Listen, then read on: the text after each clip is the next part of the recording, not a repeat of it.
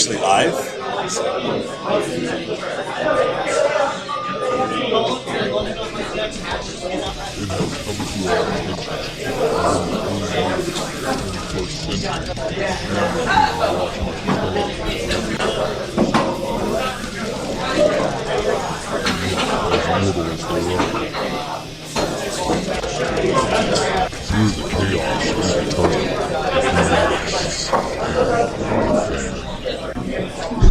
That's right, folks. You're listening to Fanatics and the Fan. My name is Huck, and we are here live at Meta Games. Woohoo!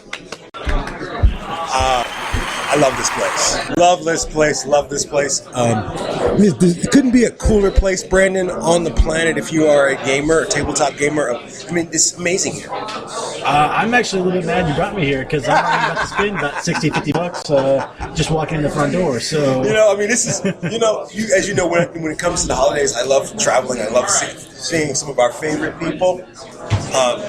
So Metagames is one of my favorite places to be at Christmas time.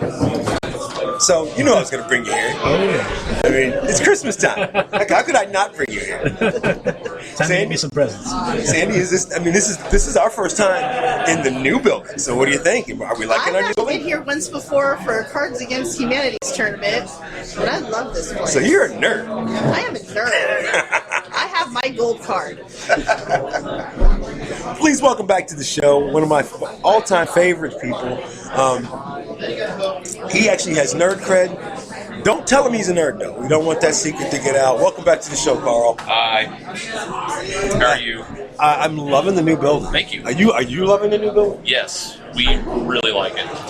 We put a lot of work into it, and I don't know. It's just one of those things where we try to make it nicer for everybody else, and makes us feel good, makes everybody feel good. So that's good all around. So we are heading into an amazing Christmas season. Yes. And just because we're out here at Meta Games, what should people come out here and buy? Everything. Keep me in a job. Well, actually, they buy everything that's going to put you out of a job. Still. No, hey, I'll sell everything. We'll close early. I'm fine. Well, we got your typical stuff like your Magic the Gathering, your Pokemon, your board games. I mean, we got everything. So there's something new I just heard about. What's you were that? Just telling me about related to Magic the Gathering, right? In the new board game? Yeah, the board game has been out for a little while. It is a Heroescape. I don't want to say knockoff, but it's definitely like an extension of the Heroescape game, but it's made it better for people who may have been a fan of that game or have never even heard of it. And if no one saw, Sandy did a little happy dance in her chair when he said Heroescape. I love that game. No, that game has been one of the biggest mysteries in the gaming world because it was super popular, and then out of nowhere, Wizards of the Coast and Hasbro decided just to end it. And it has been gone for like 4 or 5 years now, and now it's back. Hasbro. It's got to be a Hasbro thing. Got to be. But it's back. It's good. There's expansions coming in January, and if you're a fan of Heroescape, you love it. If you're a fan of Magic, you love it.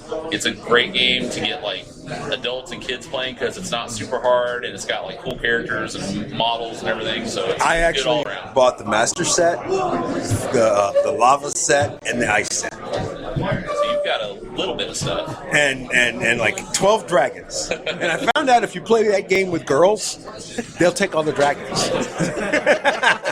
They got like thousands of characters, but the girls take all 6 dragons.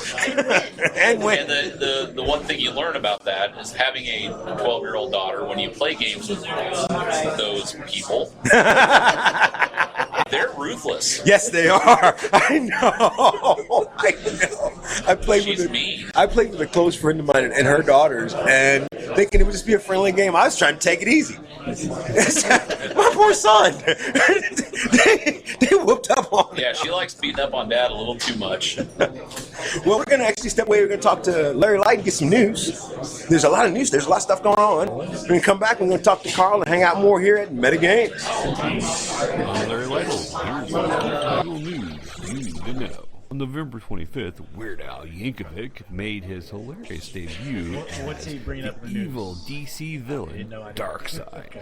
If you missed it, you're going to want to check this out. Tom Wellington, Smallville's Clark Kent, is signed on to star in the new CBS spy drama, Section 13.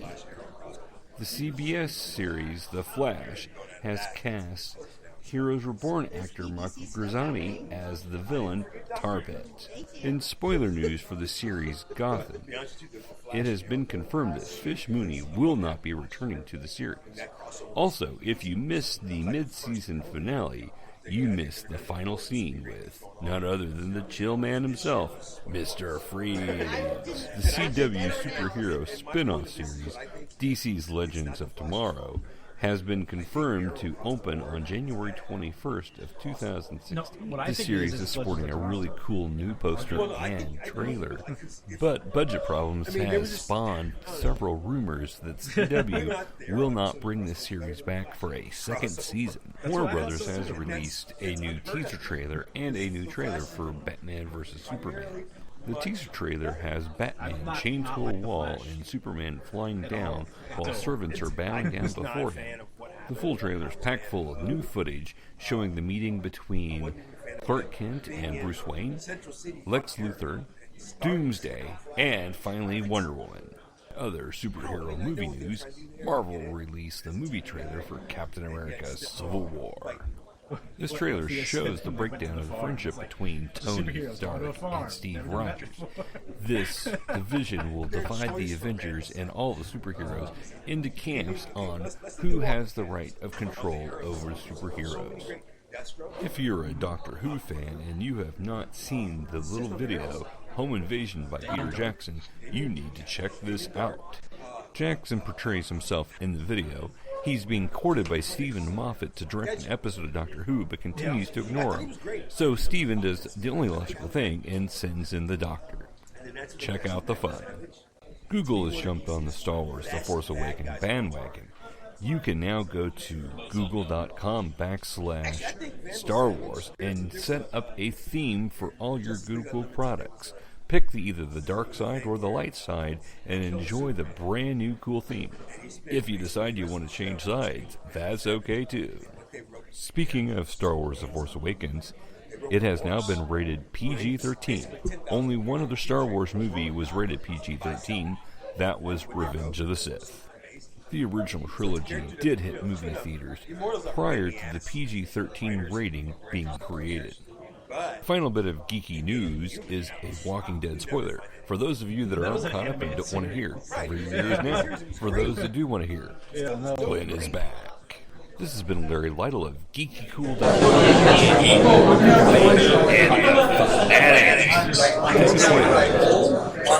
Thank you, Larry. Remind me to email him about what the name of the show is. You're still listening to Fanatics and a Fan. My name is Hawk, and we are still here live at Metagames. Carl, you been keep watching TV, bud? I watch it by proxy. My daughter, especially this time of the year, I don't have a lot of time to watch. Right. But my daughter, who I mentioned, she is big into a lot of the TV shows, so she keeps me. What does she come rushing it to you to say? Oh, she's all about the Flash. All about it. In fact, I've been real careful as a parent and as somebody who likes a lot of comics and sort of grew up. Right.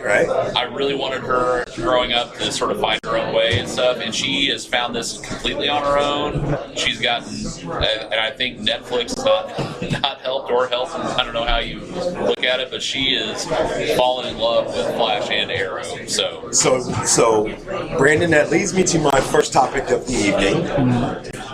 The Flash Arrow crossover happened. Yes, it did happen. Second one we've had. Yes, it is. Do we even want to talk about it? Well, we almost have to talk about it just because of how much they did in the episode. So they're giving us a Vandal Savage, which to me is a premier character for DC. It was one of my favorite bad guys in the DC universe, just because of how long he's been around and how much he's done. Right. And he was the biggest part I've been looking forward to of Legends of Tomorrow.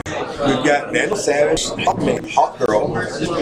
We've got everybody. Everybody. So as a consensus, have they screwed up any of these characters? No, really, how do you really feel? I did kind of enjoy Hawkman and Hawkgirl. I did not enjoy the way they brought Vandal Savage in. I didn't even like the acting. And I told you guys, fans, I said I would be impartial. I lied. I hated the guy they picked for Vandal Savage. I wanted more. I don't know who I would have cast. I wanted more. This different kind of direction they've kind of taken with Savage. I understand why they wanted that kind of character because he fits that kind of creepier, more vibe. Vandal Savage is always just more. I've been around longer than you. I'm smarter than you. Right.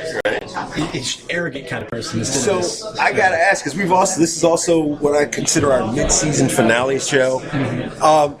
What's everybody's favorite mid-season finale so far? Because there's been some good ones. I feel like, some of the numbers out there have been insane for even Gallivant and even some of the stuff we don't even talk about that much. So, around the table, what's everybody's favorite mid-season so far? Well, I'm definitely going to go with Agents of S.H.I.E.L.D. I think I say that was so good. That was just so good. Him diving right through the portal there at the end. I'm not going to love that storyline. I can already tell I'm not going to love the storyline for the next 3 or 4 weeks, but they're going to kick butt at the end of the season. So I love what they're doing with Coulson just because he's finally losing. Phil lost his damn mind. He's done being the clever mind who takes care of everybody. And the psychiatrist that they need to talk to him is actually locked in a cage somewhere. So season finale that I'm waiting for airs tonight, and that is Doctor Who. Second part is going to be awesome. Doctor Who's mid-season finale this year, and it tie-in. Correct me if I'm wrong. Their Christmas show. Their Christmas show. It's going to be on Christmas again. On Christmas Day, and it's going to have River Song on it, so I cannot wait. It's one of the most amazing, bar none. Doctor Who does the greatest stuff for Christmas. Me being a Christmas nut, I love that. I've had some tearjerkers, so I'm an enjoyment. Like I said, I don't watch a whole lot of TV, but I just started watching Jessica Jones. Yes. And the first 2 episodes, that's all I watched so far. But I'm enthralled in it, and I'm getting mad now, so I don't have time to go and sit down in front of the Netflix and watch it. It's called Netflix withdrawal. Yeah, it's actually look it up on WebMD. Still big up to folks that did Jessica Jones, one of the most amazing creations. Brandon, would you think that's as good as Daredevil, or would you think Daredevil season 2 is going to have to be so much better? Set a bar. I think Jessica Jones is jumping over the bar. I can't wait to see what they're doing with next thing, because I think Marvel TV has a good chance to do a lot of things that the movies can't. And so far I've seen, I almost like the Marvel TV better than I like the Marvel movies. One was kind of disappointing. Nobody really liked Ant-Man besides me, but I actually had some real emphasis. I wanted more, and that's just it. I wanted more. It was cute, but that's about all I can get. I think Marvel TV is getting ready to run into the same problem that things like the Avengers are running into, or even what Flash and Arrow are running into, is there's just too many people they're trying to include in. Yes. And the more people, which Fanatics and the fan is running into that problem too, but I fix it by bringing Carl makes up for about 7 people, so we're good. We'll take you over Keith any day. Watch my back. Carl, what's your hot game right now? What's got them banging down the doors to come see you out at Metagames? As far as hobby games that you won't find in your typical store, Pandemic Legacy is sort of the hot one right now. That one is interesting because it takes the cooperative game that a lot of people know called Pandemic, where you're like a team. It's a co-op where you're working as a team to try to eradicate diseases before they destroy the world. The Legacy idea is a guy that started Risk Legacy, and it actually adds in a campaign element to board gaming. Nice. Where in Risk Legacy, you actually change the board as you play over 15 games. You're writing on the board, adding set, fundamentally changed, and 15 games it sets. And so my copy, after 15 games, is going to look completely different than everybody else's. Pandemic is doing the same, where you play through 12 months of a game, and your game, you'll play, and the stories will develop differently, and things will happen differently. You play different outcomes and different boards, but even after the playing campaign, you can still play it as a great board game. Right. And it's popular. It's really, I can't say enough about it. I wish, like everything else in the holiday retail season, I don't have enough time to do anything. I love doing this. I love doing this to you because your answers are always great. you're an all gamer geek and you're married to a gamer. No, I'm not. Not married. What do you Not married to one. Yeah, to get from